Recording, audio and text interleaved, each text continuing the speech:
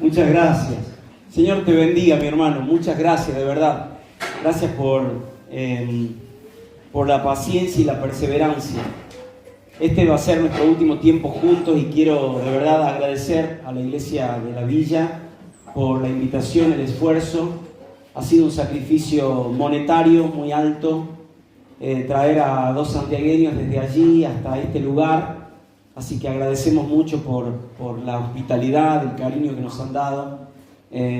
No sé si cuando hacíamos el check-in para hacer nuestro vuelo de regreso, decía allí que teníamos que llevar cierto límite de peso. No sé si lo vamos a lograr por el guiso de lentejas y el estofado de la noche, y la tarta de ricota y la pasta frola y la milanesa esta noche. Pero gracias, hermano, gracias de todo corazón por la confianza, en serio. Y gracias a todas las iglesias o congregaciones locales que han entendido de que este iba a ser un tiempo de bendición para todos. Nuestro contacto va a quedar a disposición para que podamos seguir bendiciéndonos mutuamente, enriqueciéndonos unos a otros, aún en la distancia. Ha sido una bendición. Recuerdo que uno de los viajes que hice en pandemia, nunca viajé tanto como en pandemia, a través de una aplicación llamada Zoom. He predicado en el país y en el exterior como nunca antes. ¿Por qué? Porque era sencillo el hecho de poder hacer el vínculo así. Y uno de las iglesias que confió en este servidor fue la iglesia de la Villa. Entonces tuvimos ahí un encuentro de matrimonios también hace unos años atrás. Así que muy agradecidos, de verdad. Gracias por creer de que lo que el Señor puede hacer a través nuestro puede servirnos. Y tengo que agradecer también a Aptra por este premio. Abrí tu Biblia, vamos a ver un poquito sobre este último tema que el Señor nos invita a reflexionar. El texto está en Mateo capítulo 5, versículo 19.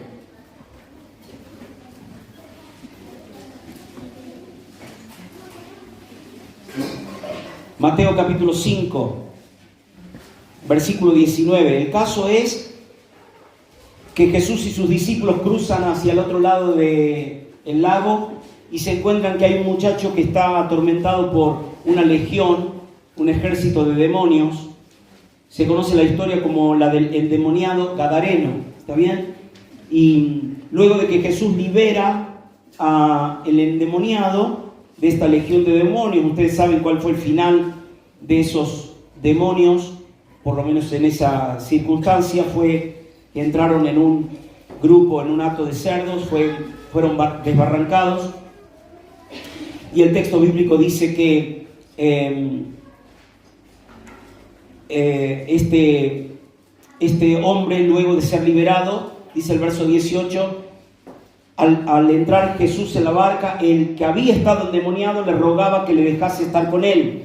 Mas Jesús no se lo permitió, sino que le dijo: vete a tu casa, a los tuyos, y cuéntales cuán grandes cosas el Señor ha hecho contigo y cómo ha tenido misericordia de ti. Y él se fue, dice el versículo 20. Y él se fue. Pero no dice que se fue triste. Dice que se fue con ese impulso que da el Evangelio. Y dice, y comenzó a publicar, ¿dónde?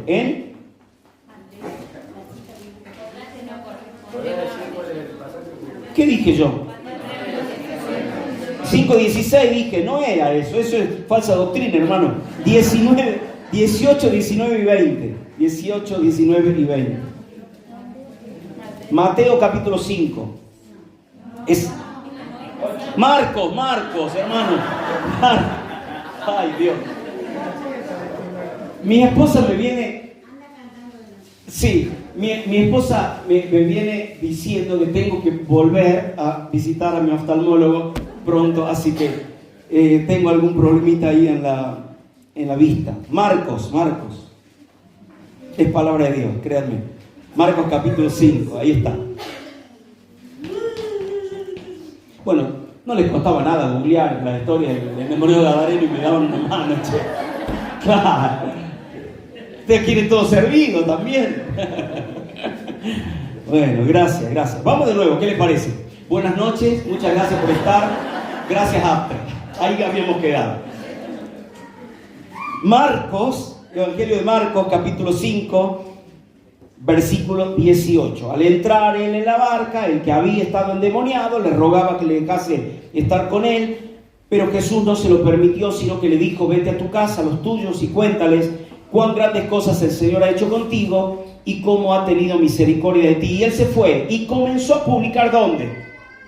En Decápolis. Ahora sí me respondieron, claro. Y él comenzó a publicar en Decápolis cuán grandes cosas había hecho Jesús con él, y todos se maravillaban. Lo interesante del caso es que Decápolis no es una ciudad, sino 10 ciudades.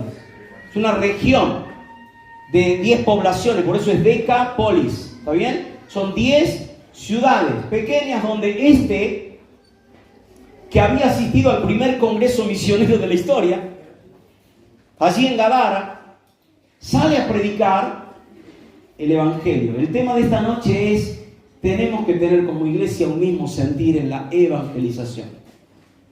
En la evangelización. Debemos predicar el Evangelio, hermanos. ¿Sabes que en esta mañana decíamos que muchas veces nosotros predicamos el Evangelio anunciando nuestras virtudes en vez de las virtudes de aquel que nos llamó de las tinieblas a su luz admirable? ¿Por qué lo digo? Mire, muy simple. Hablábamos de la coima o el soborno esta mañana. Si yo, por ejemplo, voy a hablar del Evangelio y comienzo hablando solamente de mí, entonces no estoy contando las virtudes de aquel, sino las mías. Siempre cuento la historia de un muchacho que nos encontramos en un grupo de jóvenes allí en la ciudad de Córdoba, y me dice: Andrés, te tengo que contar algo. Esta semana le prediqué el Evangelio a un compañero de la facultad. Y entonces yo le dije: bien, qué bueno, me alegro mucho. Decime, ¿qué le dijiste? No, le dije que venga al grupo de jóvenes. Ajá. ¿Y qué más? No, le dije que el grupo era re lindo, que se iba a integrar re bien. Bien, le dije: ¿qué más le dijiste? No, y le dije que además había una banda que tocaba bárbaro. Bien, ¿y qué más le dijiste? No, y que el predicador era súper dinámico, carismático, y que entraba y que hablaba muy bien. Ajá, ¿y qué más le dijiste? No, le dije que terminada la reunión jugábamos al ping pong. ¡Qué bueno! ¿Y qué más le dijiste? Y que al final comíamos pizza y pancho. ¡Wow! Dije yo. ¿Y qué más le dijiste? No, eso. No le predicaste el Evangelio. Le contaste las virtudes del grupo de jóvenes, no las virtudes de aquel que nos llamó de las tinieblas a su luz admirable. Entonces tenemos que comprender que el éxito del Evangelio o de la evangelización está en poder responder a la idea de Dios, no la nuestra. Dice el mismo Evangelio, no de Marcos, sino de Mateo. Mateo capítulo 28, versículo 18, dice que Jesús dijo: toda autoridad, potestad me es dada en el cielo y en la tierra. Por eso, porque tengo toda autoridad, por eso vayan, por eso ir y hacer discípulos a todas las naciones, bautizándolos en el nombre del Padre y del Hijo y del Espíritu Santo, enseñándoles que guarden todas las cosas que les he mandado, y yo voy a estar apoyándolos, yo voy a estar con ustedes todos los días, hasta el final de los tiempos, hasta el fin del mundo.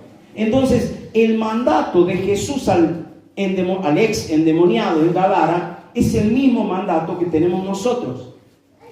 Y digo, lo interesante del caso es que el endemoniado no tenía una gran educación en teología. ¿Cuánto tiempo había pasado con Jesús? Solamente un instante. Lo había conocido, pero dice el texto bíblico que ya había sido suficiente como para que aquel que vivía desnudo, que se autoflagelaba, que vivía en el sepulcro, que nada lo podía sanear, dice la Biblia que ahora estaba sentado en su juicio cabal y estaba con una perspectiva de vida diferente. Este hombre que lo único que había hecho experimentar en carne propia la misericordia de Dios, tenía suficiente conocimiento de Dios como para ir a contar lo que Dios le había dicho. ¿Cuál era el mensaje? ¿Te acordás? Vete a tu casa y a los tuyos y cuéntales cuán grandes cosas el Señor ha hecho contigo. Por eso es que tenemos que hablar del Evangelio pensando y enfocándonos en Él. Dice Hechos capítulo 1, versículo 8, texto que nos anima a salir de nuestro ámbito de confort o de comodidad, mis hermanos amados. Nos ayuda a salir de nuestra silla confortable, de nuestra poltrona, de nuestro sillón. Dice el texto bíblico: recibirán poder cuando haya venido sobre ustedes el Espíritu Santo y me serán testigos, que es la misma palabra que se traduce como mártires. O sea, es dar la vida por la causa de Cristo. Eso es la evangelización. Me serán testigos, tanto en Jerusalén, como en Judea, como en Samaria, como hasta lo último de la tierra. Y este mensaje que Dios le dio al endemoniado en Gadara, o al ex endemoniado, y este mensaje que Dios le dio a los discípulos en Mateo 28, y a los mismos discípulos en Hechos capítulo 1, quizás sea la misma escena, nos ha llegado a nosotros en el año 2025, aquí en la Patagonia. Mi hermano, ¿usted está dispuesto a sumarse a la tarea de evangelizar el mundo? Nosotros creemos que en cualquier momento el Señor viene. Ay, me gustó. Amén, amén. A veces nos cuesta un poco anhelar la venida de Jesús porque tenemos como cuentas pendientes aquí en la tierra, ¿no? Esperá, Señor, me quiero recibir. Esperá, me quiero casar. Esperá, Señor, van a ser mi primer hijo, mi segundo hijo, mi quinto hijo. Esperá, Señor, tengo que cerrar este capítulo en mi vida. Cuando la Biblia dice que son bienaventurados aquellos que anhelan, que aman la venida de Jesús. Pero Pablo a los filipenses le va a decir, ¿saben? Yo tengo unas ganas locas de irme al cielo. Estar con Cristo es mucho mejor. Pero pensándolo bien, prefiero quedarme en la tierra por causa de ustedes, porque todavía ustedes no han recibido todo el consejo divino, todo el evangelio. Entonces, la iglesia debe estar consciente de esto. Y en la Patagonia, entiendo, todavía hay mucha gente que no conoce a Cristo, ¿verdad? Claro que sí, y los tenemos que identificar. Así que a medida que vayamos desarrollando estos pensamientos, no van a ser muchos, te lo prometo, van a ser quizás breves pensamientos. Sí quiero que pienses en con qué público te vas a encontrar. ¿Con qué público te vas a encontrar? Vamos a leer juntos un texto bíblico en 1 Corintios capítulo 15. 1 Corintios capítulo 15, versículo del 1 al 4. 1 Corintios 15, del 1 al 4. Vamos a leer 3 párrafos solamente en esta pequeña reflexión. El último va a ser un poquito más extenso, pero estos 3 párrafos nos van a dar una idea de lo que es la predicación del Evangelio. Dice la Biblia en 1 Corintios 15, 1 al 4. Usted sígalo en pantalla o en su Biblia personal. Yo voy a leer una versión que se llama Palabra de Dios para Todos. Hermanos, dice Pablo, ahora quiero que recuerden la buena noticia de salvación que les anuncié. Han aceptado ese mensaje y están firmes en él. Es el mensaje que los salva si siguen creyendo en lo que les anuncié. Si no, habrán creído en vano. Les he comunicado el mensaje que recibí, del cual les he dicho lo más importante, que Cristo murió por nuestros pecados. Escuche en qué consiste el Evangelio.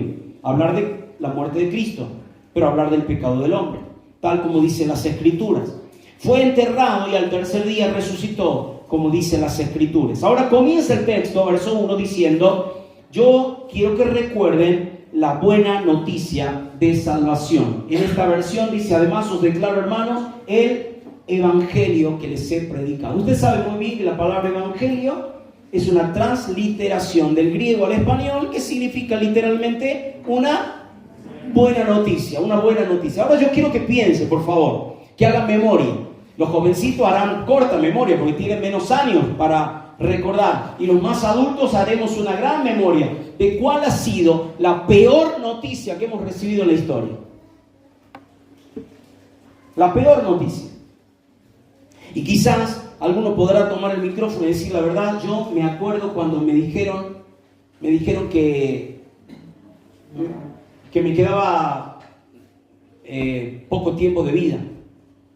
Me acuerdo cuando me dieron ese informe de laboratorio o ese informe médico.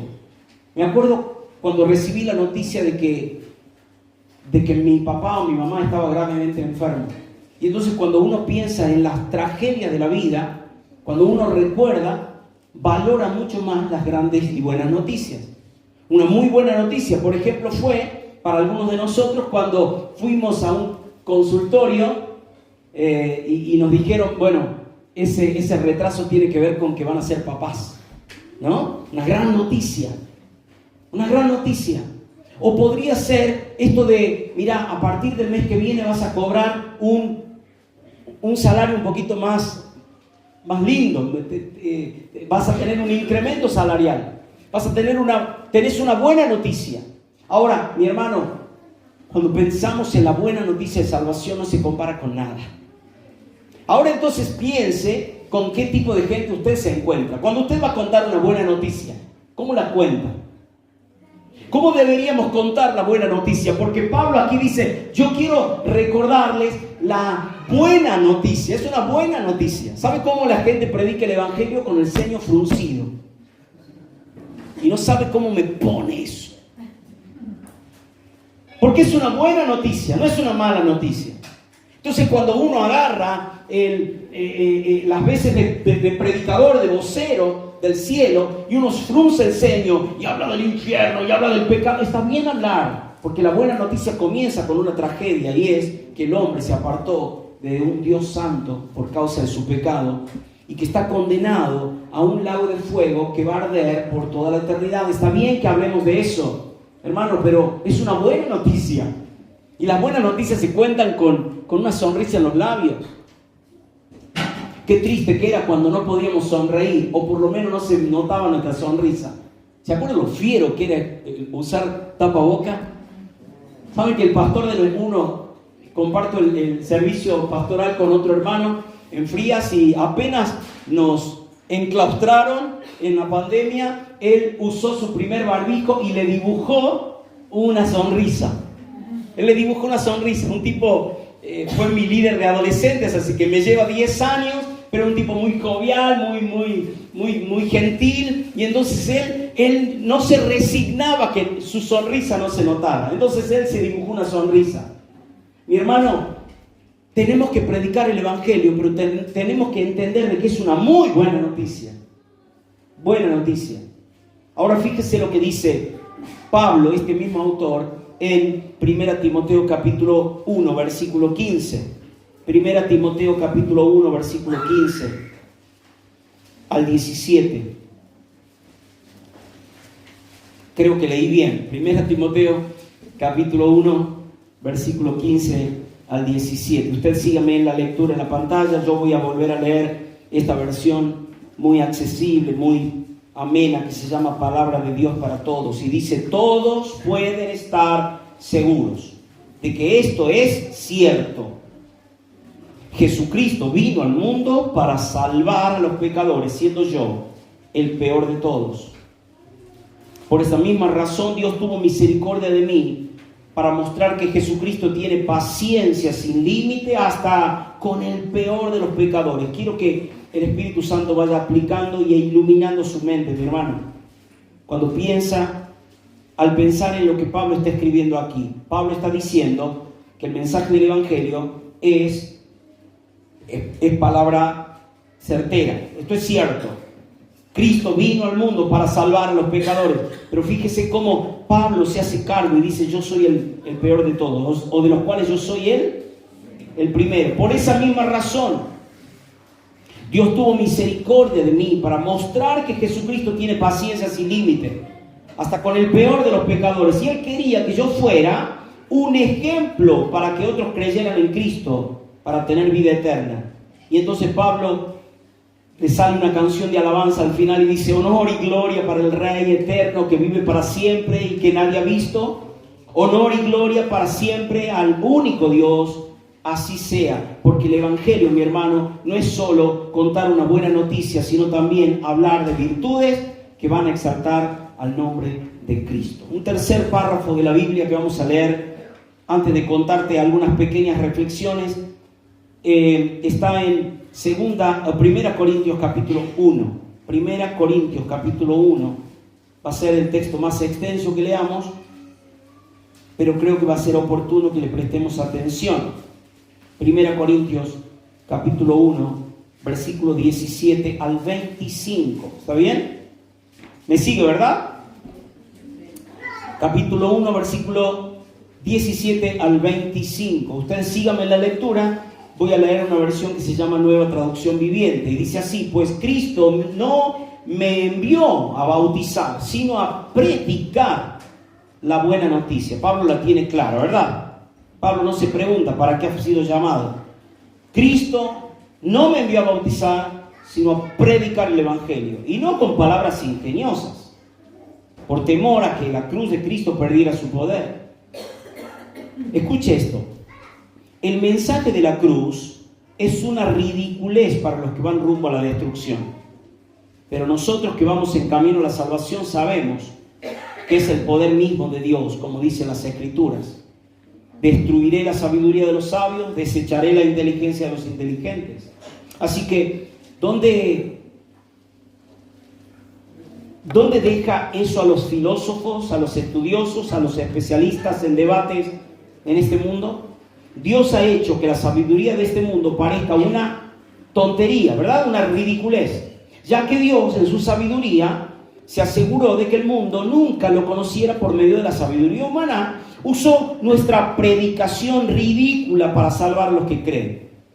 Es ridícula para los judíos que piden señales del cielo, pero también para los griegos que buscan la sabiduría humana. Entonces, cuando predicamos que Cristo fue crucificado, los judíos se ofenden y los gentiles dicen que son puras tonterías. Sin embargo, para los que Dios llamó a la salvación, tanto judíos como gentiles, escuche qué glorioso, Cristo es el poder de Dios y es la sabiduría de Dios. Ese plan ridículo de Dios es más sabio que el más sabio de los planes humanos.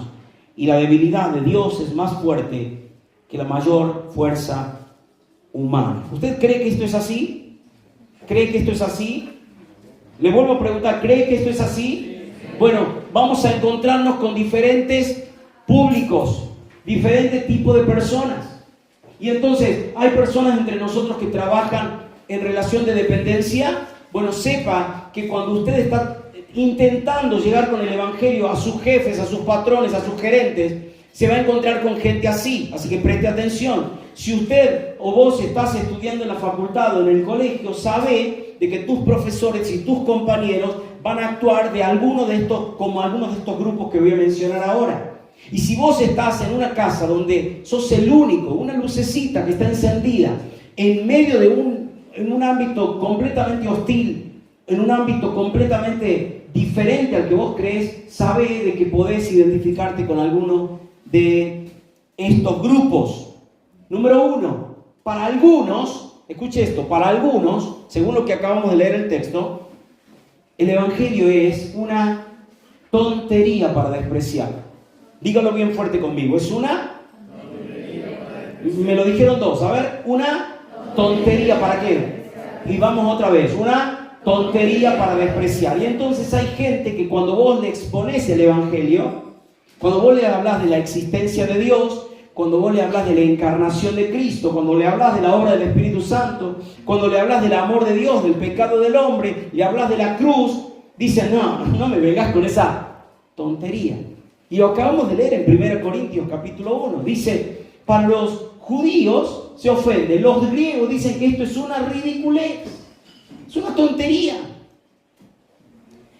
¿Acaso no te pasa cuando vos tenés que explicar sobre creacionismo que la gente dice, ¿todavía crees en esa tontería?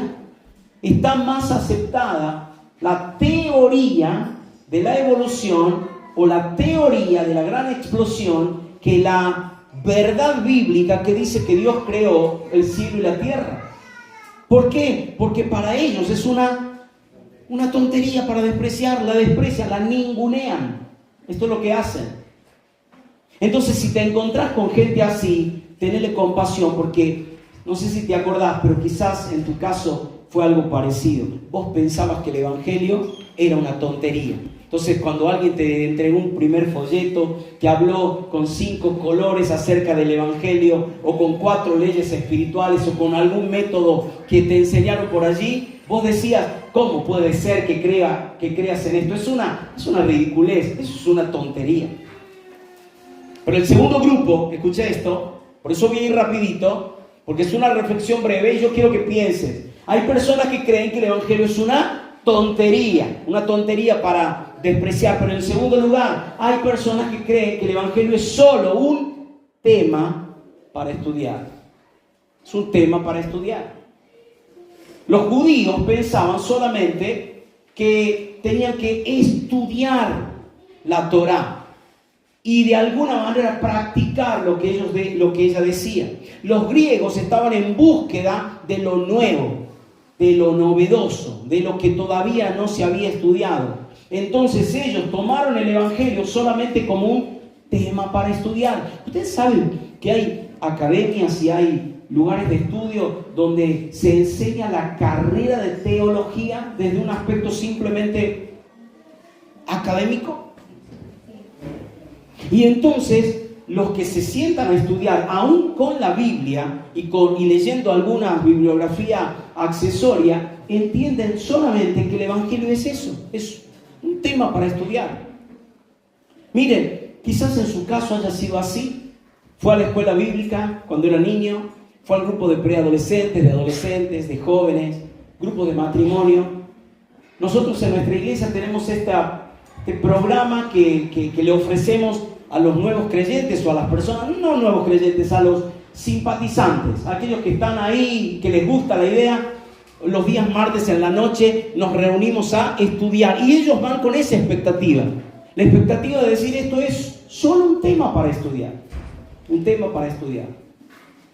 Ahora, usted sabe muy bien que el evangelio no es ni una tontería que despreciar, ni tampoco un tema para estudiar. En tercer lugar, hay personas que creen que el evangelio solamente es una tradición para respetar.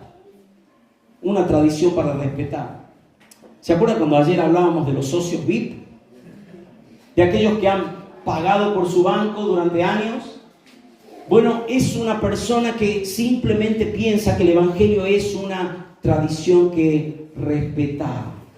Enseñaba en un colegio evangélico en la ciudad una materia que se llama cultura bíblica.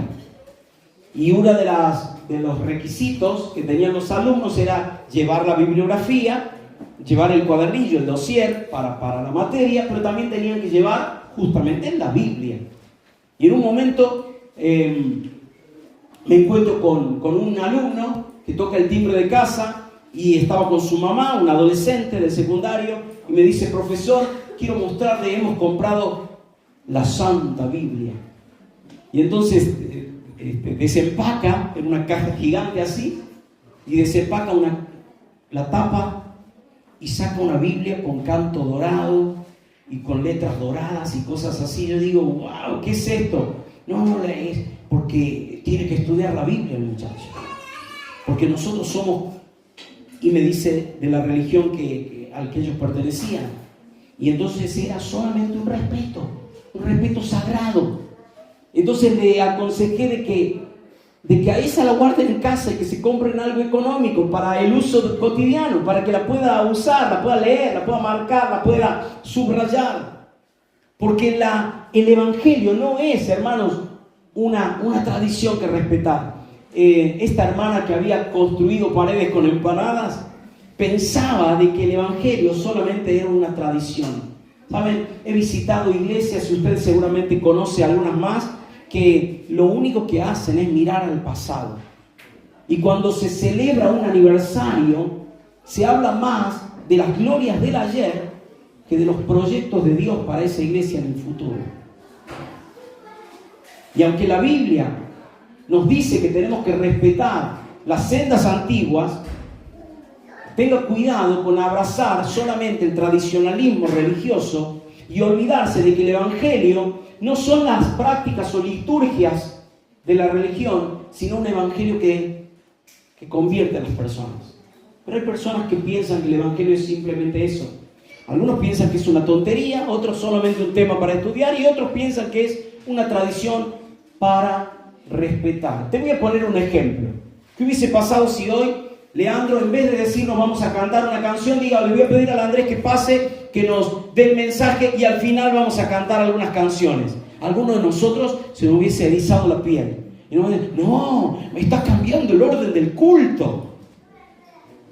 ¿Cómo va a ser así? Eso es una herejía. Primero son los himnos, después es el mensaje y en los informes. Mi hermano, tenga cuidado con abrazar el Evangelio de esa forma. El Evangelio no es otra cosa que poder de Dios para la salvación de todo aquel que cree, del judío primeramente y también del griego. Algunos creen que es una tontería, otros creen que es solo un tema, otros creen que es una tradición y otros creen que es solo un tesoro para guardar. Un tesoro para guardar. Y les voy a decir algo, es tan valioso el tesoro que no lo practican. Alguno tiene, levánteme la mano, quédese tranquilo, no le voy a avisar a los ladrones de su ciudad. ¿Alguien tiene alguna joya de la abuela guardada? Levante la mano. Bien, 2, 3, bien. Ya sabemos, hermano, dónde tenemos que ir. No sé si... Las joyas del abuelo.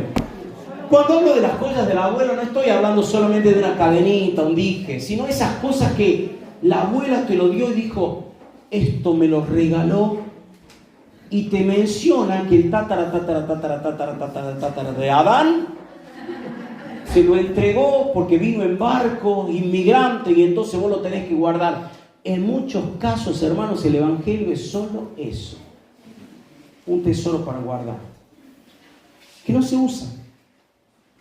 Levante la mano la gente casada. Bien, somos muchos. La gran mayoría. Mire, si yo le pregunto, por ejemplo, si usted guarda al menos una cosa que le hayan regalado en su boda y que todavía no haya usado, seguramente hay algo. Un mantel, un cuadrito, un juego de tazas, un juego de vasos, un toallón. Algo quedó ahí. Y vos decís, sí, ¿cuándo te casaste? En 1813. Y vos decís, pero sería bueno sacarlo del celofán, ¿no? Sería bueno sacarlo del celofán y ponerlo. Claro, hacerlo plata, usarlo. No, porque es... ¿Sabés qué? No puedo, porque me lo regaló. Porque es un tesoro para guardar. ¿Me está entendiendo, hermano? ¿O estoy siendo claro? El Evangelio no es otra cosa que lo que ahora vamos a empezar a ver. Hay algunos que piensan que es una tontería, otros que piensan solo que es un tema, otros que piensan que es una tradición y otros piensan que es un tesoro para guardar. Pero voy a terminar mi reflexión con esta última palabrita o este último concepto. El Evangelio es, hermano, un testimonio para contar. Es un testimonio para contar. Lo vimos en Marcos, no en Mateo, en Marcos capítulo 5, versículos 19 y 20. El endemoniado gadareno tenía un testimonio. Andan a tu casa, a mi casa, sí, a mi casa, a tu casa. Tenés que ir y contar cuán grandes cosas el Señor ha hecho contigo y cómo ha tenido misericordia de ti. Lo dijo Jesús, vayan por todas las naciones y prediquen el Evangelio, hagan discípulos, bautícenlos, enséñenles a guardar las cosas que yo les he mandado. Ese mismo Jesús dice, vayan con el poder del Espíritu Santo, comiencen aquí en Jerusalén, aquí en el valle, en tu ciudad, pero no te olvides de pasar la frontera, anda a tu Jerusalén, a tu Samaria y hasta lo último de la tierra. Es un testimonio para contar. Hermanos, la iglesia es misionera en su esencia. Escuché un pastor amigo de la ciudad de Santa Fe decir que hemos escuchado muchas veces decir, esta iglesia tiene perfil misionero. Mire, No hay iglesias con perfil misionero y con perfil de adoración y con perfil de guerra espiritual y con perfil, no. La iglesia es una sola y la iglesia, si no es misionera, no es iglesia. Si la iglesia no ha entendido la misión, entonces está perdiendo su esencia. ¿Sabe por qué? Porque el evangelio no es una tontería, aunque algunos lo piensen así. El evangelio no es solo un tema para estudiar, como algunos académicos quieren hacernos pensar. El evangelio no es una tradición para respetar. El evangelio no es un tesoro para guardar. El evangelio es un testimonio para contar. Y quiero animar a la iglesia de la Patagonia, como también lo hago allá en mis pagos, para decirle, hermano, tenemos que salir de nuestro ámbito de comodidad, de nuestra zona de confort, porque hay muchas personas que se están yendo a la perdición sin Dios, sin Cristo y sin esperanza. Y aunque es un cliché, aunque es un cassette que nos ponemos para decir cómo está la gente hoy, sabe de que en cualquier momento esa persona a la que tanto apreciás va a pasar la eternidad sin que haya por lo menos escuchado el evangelio de tu boca. Así que animo a la iglesia del Señor en sus diferentes expresiones, congregaciones locales, a que podamos tener un mismo sentir para predicar el evangelio. ¿Y será que nos unamos o será que simplemente nos apoyemos en la distancia? Sepamos de qué. Escuche esto. Cuando un pecador se arrepiente, ¿sabe qué hay en los cielos? Fiesta. Bueno, ponga cara de fiesta. Porque si yo le digo, ¿qué hay en los cielos? Fiesta, hay fiesta, sí. Aleluya, hay fiesta. Hay fiesta, hermano. Y si delante de los ángeles de Dios hay fiesta, dice Lucas capítulo 15, no puede ser menos aquí en la tierra. Nos tenemos que gozar y alegrar, porque el hijo ha vuelto a casa, porque la moneda está en su collar y porque la oveja volvió al redil. Tenemos que predicar el evangelio y gozarnos cuando un pecador se arrepiente. Amén. Amén. Amén. Ok. Suscribe, pone la firma. Amén. Oramos al Señor. Gracias, Señor, por tu amor y tu bondad, porque aunque nuestros nombres no figuren en el texto bíblico, las historias que leemos allí son tan parecidas a nosotros, Señor. Tan parecidas. Nos identificamos con el endemoniado en Gadara, con el apóstol Pablo en camino a Damasco, con Pedro en la barca, aún con Naamán siendo limpio de su lepra. Señor, nos identificamos con tantos que, habiéndose encontrado con el poder del evangelio, han salido de ese estado de calamidad a un estado de plenitud para alcanzar a otros. Señor, ayúdanos a entender de que no nos has llamado a otra cosa que a ser discípulos, y que cuando nos vengas a buscar o nos llames a tu presencia podamos responder diciendo: aquí estoy, Señor, aquí estoy, Señor, he hecho lo que me enviaste, soy un siervo inútil porque he cumplido con lo que me mandaste a hacer. Señor de los cielos, ayúdanos a que podamos mirar con compasión a las personas como las miraba Jesús, como ovejas sin pastor. Ayúdanos a mirar a la multitud, a mirar a los nuestros, a los de casa, a nuestros vecinos de la cuadra, vecinos del vecindario, del barrio. Señor, a los vecinos del templo, de la iglesia.